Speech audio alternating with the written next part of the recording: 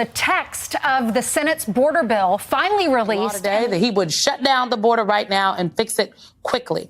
That is something I did not think I would hear from a Democratic president in advance of an election year. This president has had all the authority he needs to secure the border. He's the one that caused this crisis.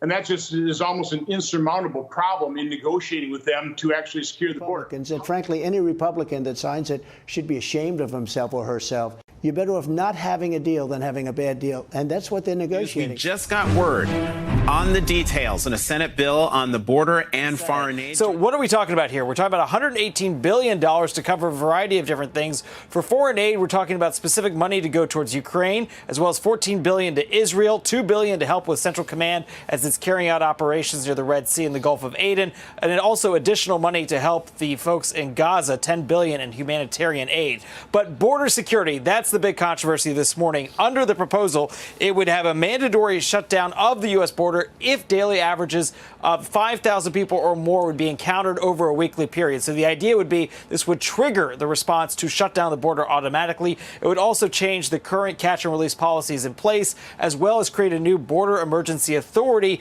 while also trying to get more people to help with the federal government's efforts to control The other thing he talked about, and Brian pressed him on, is the POTUS emergency order. He says, look, the only way he can do that, yeah, it's in the bill that he can declare emergency, but those are only special cases when there's a hurricane or something like that. Have y'all been following the Biden administration? They want to declare climate emergency, healthcare emergency. There's a new emergency for everything. I don't trust that. The third thing is when it comes to the asylum officers, and he didn't really touch on this. It used to be with a federal judge. The asylum officers are placed under the Department of Homeland Security, meaning Alejandro Mayorkas would be the boss of that. I'm not sure I want the person determining the immigration law under the Department of Homeland Security and not in the judge.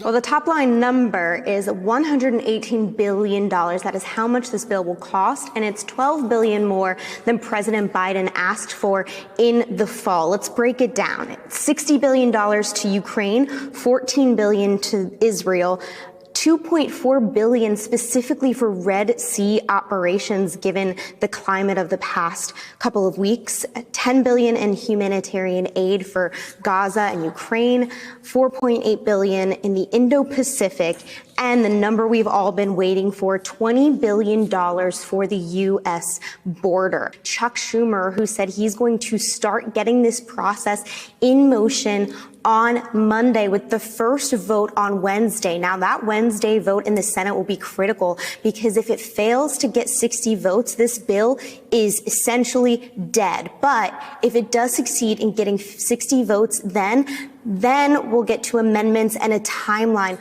for possible passage. To give him the authority to close the border. No, he took over when we had a largely secure border. President Trump secured it using existing law. And President Biden went about dismantling all the successful programs that Trump put in place to secure the border. So the problem that Senate negotiators have had dealing with this administration and Democrat senators is President Biden and those Democrats want an open border. They caused the problem. They're the root cause.